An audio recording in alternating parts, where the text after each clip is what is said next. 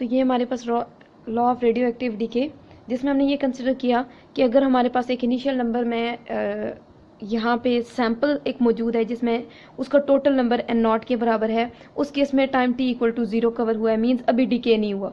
जैसे एक specific time के बाद हमने उसको ऑब्जर्व किया, वहाँ पे नंबर ऑफ एटम्स रिड्यूस हो गए और वो रिड्यूस होके तकरीबन हाफ के बराबर हो गए। उसको हमने रिप्रेजेंट कर दिया है n नॉट बाई 2 के साथ।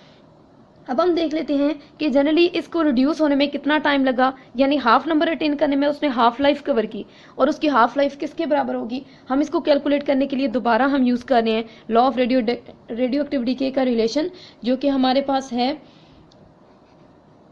dn over dt is equal to minus lambda n। यहां से हम इसको थोड़ा इंटरचेंज करेंगे, n को इधर शिफ्ट कर देंगे dn के साथ और dt को उधर ले जाएंगे। यहाँ पे हमें चाहिए टोटल वैल्यू। टोटल वैल्यू के लिए हम यहाँ पे सबसे पहले इंटीग्रेट करेंगे, इंटीग्रेटिंग बोथ साइड्स।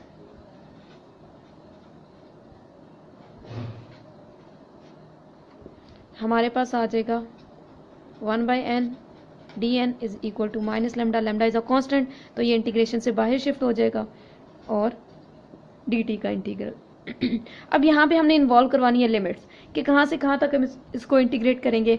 अब देखें, जब हम टाइम की बात करते हैं, टाइम इनिशियल में 0 है और कुछ स्पेसिफिक टाइम के बाद वो वैल्यू t तक पहुंच गई है।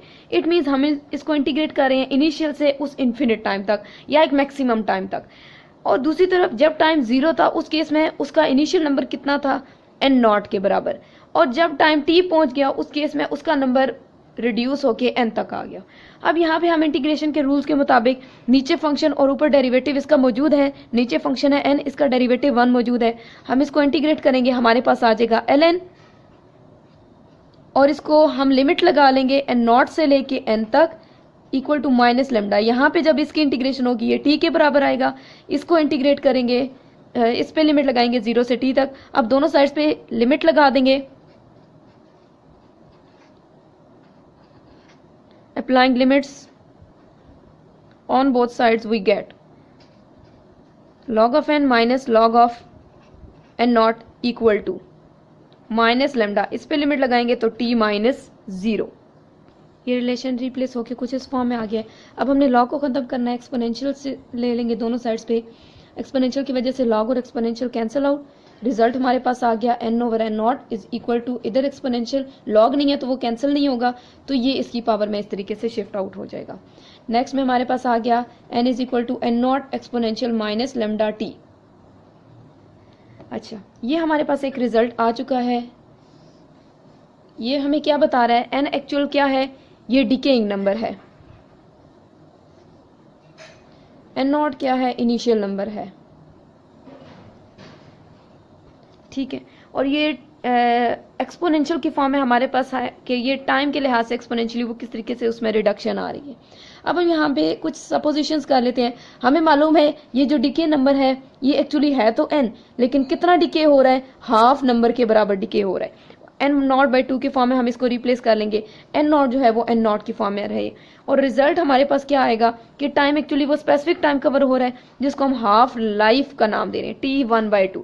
ये सारी रिप्रेजेंटेशंस को वहाँ पे सॉल्व करेंगे, वहाँ पे इंसर्ट करेंगे, तो हमारे पास रिजल्ट आ जाएगा n नॉट बाई 2 बराबर है n naught exponential minus lambda t1/2। n naught दोनों साइड से cancel, 1/2 equal to exponential minus lambda t1/2। Exponential की बार को वैल्यू को पॉजिटिव करने के लिए इसको 1 ओवर की फॉर्म में लिखेंगे, लेमडा t1/2 क्रॉस मल्टीप्लिकेशन के बाद एक्सपोनेंशियल लेमडा t1/2 बराबर है 2 के बराबर। एक्सपोनेंशियल को खत्म करने के लिए दोबारा से हम लॉग ले लेंगे दोनों साइड्स पे, लॉग और ई कैंसिल, रिजल्ट हमारे पास आ गया यहाँ पे लेमडा t1/2 और इधर आ गया ln2। हमें चाहिए हाफ लाइफ, तो ये किसके बराबर आएगा, log 2 की वैल्यू होती है 0.693, डिवाइड कर देंगे डीके कांस्टेंट के साथ। इट मींस कि हाफ लाइफ और डीके कांस्टेंट दोनों एक दूसरे के इनवर्स में है। इनवर्स में होने का मकसद क्या है कि जब डीके रेट ज़्यादा होगा डिके रेट बढ़ जाएगा इनिशियल नंबर से, उस केस में हम कहेंगे कम से कम लाइफ कवर होगी। इट मीन्स जितना ज़्यादा डिके एक टाइम में होगा, स्पेसिफिक टाइम में, उतनी ही कम हाफ लाइफ आएगी, उतना ही कम टाइम लगेगा एक एलिमेंट को या एक से ज़्यादा एलिमेंट को डिके होने में। तो ये हमारे पास एक फाइनल रिप्रेजेंटेशन आ गई है एक हाफ लाइफ की।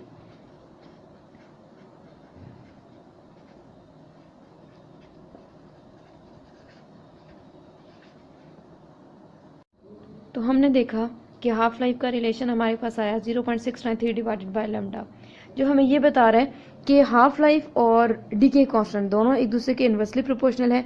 इट मींस अगर डीके कांस्टेंट ज़्यादा हो, इट मींस डीके ज़्यादा होने का मतलब है नंबर ऑफ या जो डिसइंटीग्रेशन हो रही है टाइम के लिहाज से, या डिसइंटीग्रेशन रेट जो है वो बहुत ज़्यादा है, या हम दूसरे लफ्ज़ों में कहेंगे कि वो जो वहाँ पे डीके का प्रोसेस हो रहा है वो रैपिडली हो रहा है।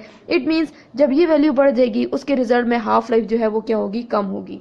जैसे जैसे डीके रेट टाइम के लिहाज से बढ़ता जाएगा उसका टाइम जो है या डीकेइंग टाइम कम से कम होता जाएगा।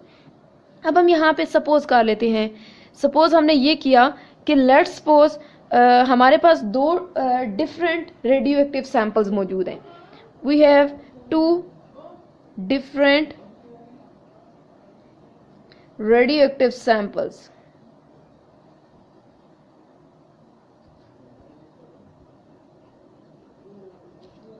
जिसका इनिशियल नंबर सेम है। हम सपोज कर लेते हैं कि सेम इनिशियल नंबर के दो अलग अलग रेडियो एक्टिव सैंपल्स हमारे पास मौजूद है, इनिशियल नंबर दोनों का सेम है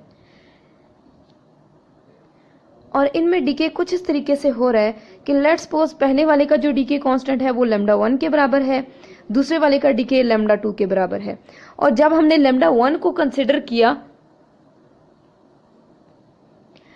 उस केस में जो उसकी हाफ लाइफ अटेन हुई वो T1/2 के बराबर, जो सेकंड है उसकी हाफ लाइफ अटेन हुई सेकंड हाफ लाइफ के बराबर, जिसको हम T1/2, और ये फर्स्ट वाले की हाफ लाइफ। ठीक है, हमने इसको इस तरीके से रिप्रेजेंट कर दिया। हम यहाँ पे एक छोटा सा ग्राफ बना लेते हैं कि ये रिजल्ट क्या शो करेगा, दो डिफरेंट जो रेडियो एक्टिव सैंपल्स हैं यहाँ से हमें क्या रिजल्ट मिलेगा। हम यहाँ पे ले रहे हैं एक्चुअल में जनरल, हम कह रहे हैं लेट्स सपोज इनिशियल नंबर को ये खास स्पेसिफिक नंबर है जो कि है n0 के बराबर। तो यहाँ पे क्या हुआ, लेट्स सपोज वो कुछ इस तरीके से डिके हो रहा है कि पहला जो डिके हुआ या पहली हाफ लाइफ अटेन हुई और वो एक रैपिड डिके था, उसमें ये जो लैम्डा 1 अचीव हुआ उसके थ्रू, या हम कह रहे हैं कि वहाँ पे जो डिके हुआ है वो एक्चुअली रैपिड डिके था। और हमारे पास कुछ इस तरह का एक रिजल्ट आ गया जो कि हमें क्या बता रहा है कि टाइम के बढ़ने से एक्चुअल में जो नंबर है वो रैपिडली डिके कर रहा है। ये हमारे पास है फर्स्ट, हमारे पास डीके हो गया, फर्स्ट रेडियो एक्टिव सैंपल को हमने या उसके डीके को डिस्कस कर लिया। कुछ देर बाद हमने देखा लेट्स सपोज जो दूसरा हमारे पास सैंपल था जिसका डीके कांस्टेंट है लैम्डा 2, वो कुछ इस तरीके से डीके हो रहा है कि उसमें कुछ ऐसा डीके आया। ये डीके कुछ इस तरह का है जो कि रैपिड डीके नहीं है, लेकिन फिर भी हम कहेंगे कि एक डीके हुआ, लेकिन पहले सैंपल के लिहाज से इसमें कुछ हद तक रैपिड तो नहीं, लेकिन कुछ स्पेसिफिक टाइम कवर करने के बाद डीके हुआ। जनरली हमारे पास हमने उसको रिप्रेजेंट कर दिया लैम्डा 2 के साथ। इसका क्या मतलब है, इसका ये मतलब है कि पहले का डीके ज्यादा था किस के निस्बत, दूसरे सैंपल के डीके की निस्बत, लैम्डा 1। इट मींस ये जो जिसके का जो डीके कांस्टेंट है वो ज्यादा है, उसका जनरली हम कहेंगे एक स्पेसिफिक टाइम पीरियड भी है जिसको T1/2 से हमने रिप्रेजेंट किया।